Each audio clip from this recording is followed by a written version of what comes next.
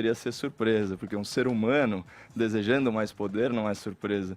Como diz o Alessandro Negão, do canal do Negão, tenha sempre um pé atrás com a humanidade. Mas, assim, em oposição aos fatos, qual que é a narrativa que eu estou vendo circulando a respeito dessa notícia na grande imprensa, né? Eu peguei aqui 2 títulos dessa matéria. Em primeiro lugar, na Veja, né? Bolsonaro indica possível reeleição e diz que todos votarão nele. Segundo título, matéria da Folha. Lá na frente, todos votarão em mim, diz Bolsonaro ao indicar disputa pela reeleição. Vamos lá. Qual o contexto disso? O presidente ele deu 2 declarações distintas, né, em local e tempo. E a interpretação mais acurada depende da gente considerar esse contexto. Então, vamos lá, a primeira. Obrigado a quem votou e quem não votou em mim. Lá na frente, todos votarão. Então, ele fez a Dilma aí, dobrou a meta. E onde que isso foi falado? Isso foi falado em Eldorado, no interior paulista, cidade onde o presidente se criou. Aí, por lá, pelo que eu estava apurando aqui, ele conquistou 42% dos votos válidos já no primeiro turno, né? Então, o que acontece? O presidente ele está se endereçando a uma audiência familiar, no contexto de querer o apoio maciço de quem? Dos seus conterrâneos numa cidade pequena do interior. Eu não acredito que ele tenha pretensões aí de unanimidade pelo Brasil afora, né? Até porque humildade, a gente tem que reconhecer, humildade é um traço da personalidade do nosso presidente, que já declarou, inclusive, não ser qualificado à altura da posição que ocupa. Olha a frase dele aqui em abril de 2019. Não nasci para ser presidente, nasci para ser militar. Em outubro de 2019, depois da eleição, ele falou, não sou mais capacitado, mas Deus capacita os escolhidos. Então, assim, se você comparar essas colocações, esse tipo de frase, com de um corrupto condenado, né, como o ex-presidente Lula que já disse, abre aspas, não tem nesse país uma viva alma mais honesta do que eu. Pois é, ouvinte, o Lula se acha mais honesto que você. Mas, assim, a comparação vale a pena porque, diante dos nossos vaidosos quadros políticos, o Bolsonaro é um poço de humildade. Então, essa é a primeira colocação. Aí teve a segunda. Se não tiver uma boa reforma política e se o povo quiser, estamos aí para continuar mais 4 anos.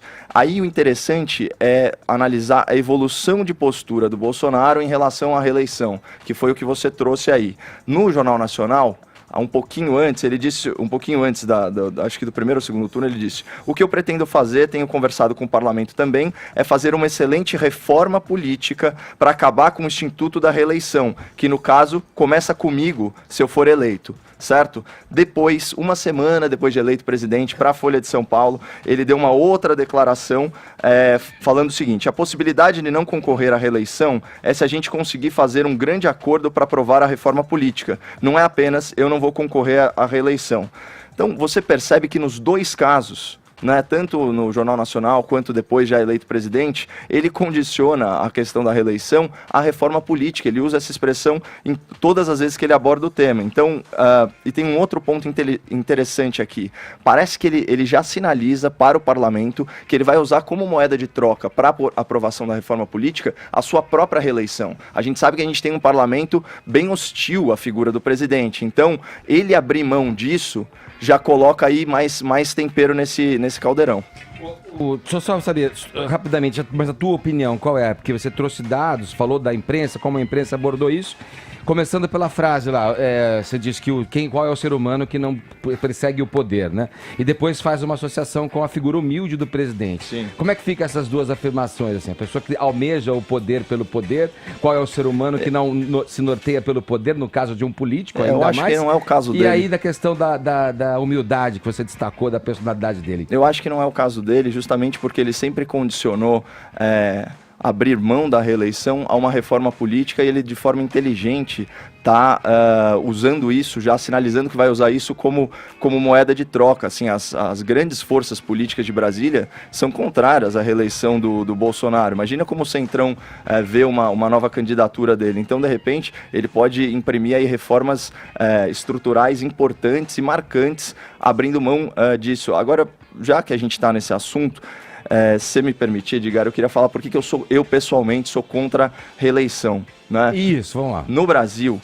Não existe igualdade de condições entre os candidatos na disputa eleitoral, tá? Isso é um dado da realidade. E isso fere o princípio da isonomia, né? Igualdade de todos perante a lei, é um princípio inscrito aí no artigo 5º da nossa Constituição. Então, o parlamentar, o prefeito, o governador ou o presidente da República em exercício, ele tem vantagens injustas em relação aos novos entrantes na vida pública. Vou falar só alguns rapidamente, assim, en passant. Tá exposto na máquina? Pois é, não, foro, já começa do foro privilegiado, né? Porque você tem aquela blindagem jurídica e processual que vai favorecer a impunidade para as autoridades já estabelecidas. Aí você tem aquilo que a gente discutiu esse mês aqui das emendas parlamentares. Para ficar em um exemplo, cada deputado, Edgar, pode distribuir 15 milhões de reais do orçamento federal para suas bases eleitorais. Isso é compra de apoio político para a próxima eleição, né? A cultura do clientelismo, do favorecimento.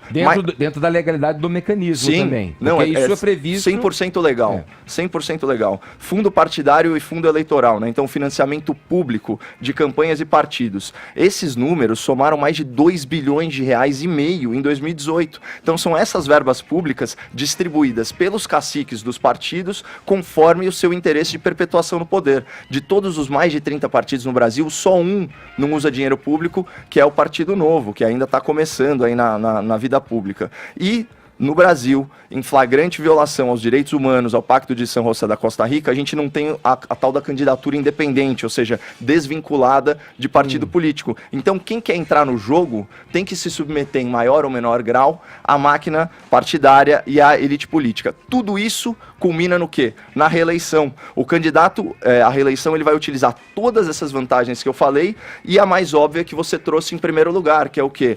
Usar o seu gabinete pessoal com aquelas verbas nababescas, né? E a sua influência política. Portanto, né, a reeleição ela reduz a oxigenação, a renovação política. E aqui eu queria fechar com uma frase maravilhosa da Margaret Thatcher, premier britânica, né, sobre o que é a democracia.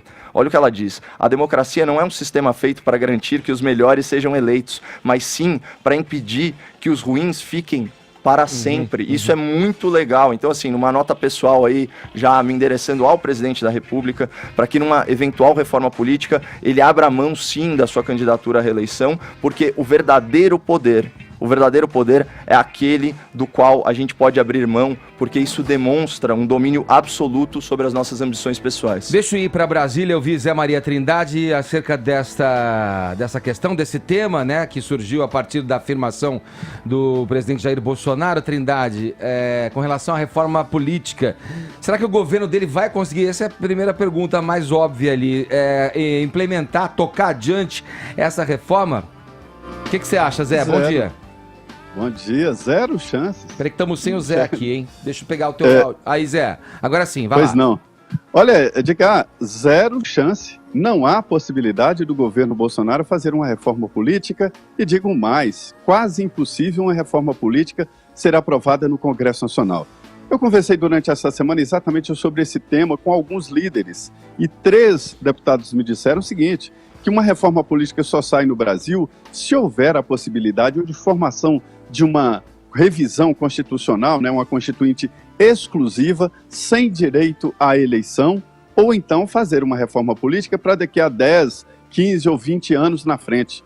Porque quando se propõe uma reforma política no Congresso, cada deputado pensa com essa cabeça que o Caio mostrou aí, é isso mesmo, ele pensa na reeleição dele. Se as regras atuais favorecem a sua posição, por que ele vai mudar as regras atuais? Então, é este o quadro. Sobre a reeleição, a Constituição brasileira não foi preparada para a reeleição. Foi uma emenda apresentada no governo Fernando Henrique Cardoso, até pelo Mendonça Filho, que foi esse que foi ministro da Educação, né, deputado por Pernambuco, do DEM de Pernambuco. Ele apresentou a emenda, o governo aprovou a reeleição e ficou essa coisa esquisita, onde o presidente da República, vamos ampliar aqui, também governadores e prefeitos, disputam no cargo. Veja bem, um locutor, qualquer profissional de nós, de rádio, de televisão, se quiser ser candidato, tem que sair 8 meses antes, né? E outros secretários têm que desincompatibilizar. Agora, o prefeito, o governador e presidente da República disputa no cargo. E mais, eu considero que o mandato de prefeito, governador e presidente é de 8 anos. Essa é a expectativa, com um rical ali no meio, onde o eleitor vai dizer se continua ou não. Mas a obrigação é de 8 anos. Se o prefeito, governador e presidente, ampliando de novo, não se candidata à reeleição, ele envelhece prematuramente o governo e provoca guerras internas pela sucessão. Veja que armadilha. Consegui entender a tua frase inicial, que iniciou o teu comentário aí, Zé, porque se a gente depende do Congresso para alterar qualquer coisa no sentido de reformar as regras, as leis relacionadas à política brasileira, como é que eles vão fazer isso, já que tem um interesse próprio vinculado aí? Quer dizer, estamos perdidos. Quem é que vai poder fazer isso, Zé? Você tá... Caramba, é uma situação realmente que agora, olhando, a gente meio que não tem saída mesmo, né? Nem o Chapolin Colorado poderá nos salvar, né?